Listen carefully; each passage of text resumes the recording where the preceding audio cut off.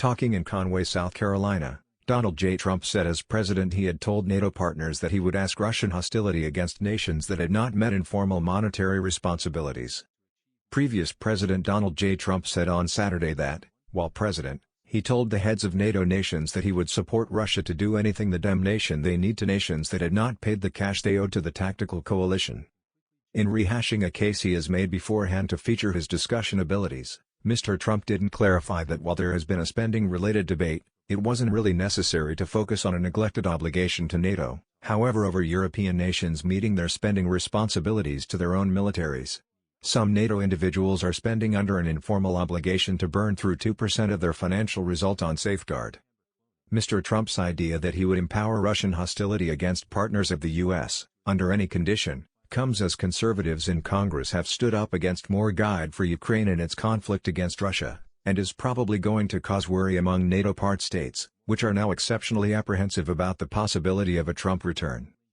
Russia's leader, Vladimir Putin, excused those admonitions as danger-mongering in a meeting with Exhaust Carlson, the previous Fox News have, that circulated on Thursday. "We care very little about Poland, Latvia or elsewhere," Mr. Putin said. However, he has additionally approached the U.S. to pursue an arrangement to end the conflict in Ukraine by surrendering a Ukrainian area to Russia, remarks that were considered by some to be an enticement for American preservationists to obstruct further contribution in the conflict. A few European authorities and international strategy specialists have said they are worried that Russia could attack a NATO country after its conflict with Ukraine closes, fears that they say are increased by the chance of Mr. Trump getting back to the administration. In a proclamation, a White House representative, Andrew Bates, called Mr. Trump's remarks shocking and unhinged, adding, "As opposed to calling for wars and advancing disturbed bedlam, President Biden will keep on supporting American initiative and go to bat for our public safety interests, not against them." Mr. Trump has recently communicated his conviction that help for NATO is excessively difficult on the U.S., saying the collusion depletes its monetary and military assets. His mission site says that the nation must rethink the association's motivation. He has in the past reviewed secretly telling NATO individuals that the U.S. wouldn't guard them from Russian assaults assuming they were falling behind financially.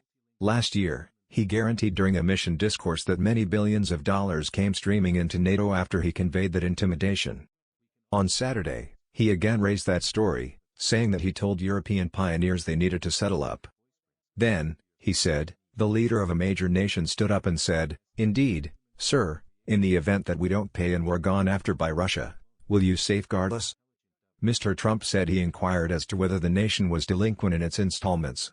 The pioneer answered, "Yes. Suppose that occurred," Mr. Trump said. "No, I wouldn't safeguard you," Mr. Trump answered. "As a matter of fact, I would urge them to do anything the damnation they need. You must compensation. You got to cover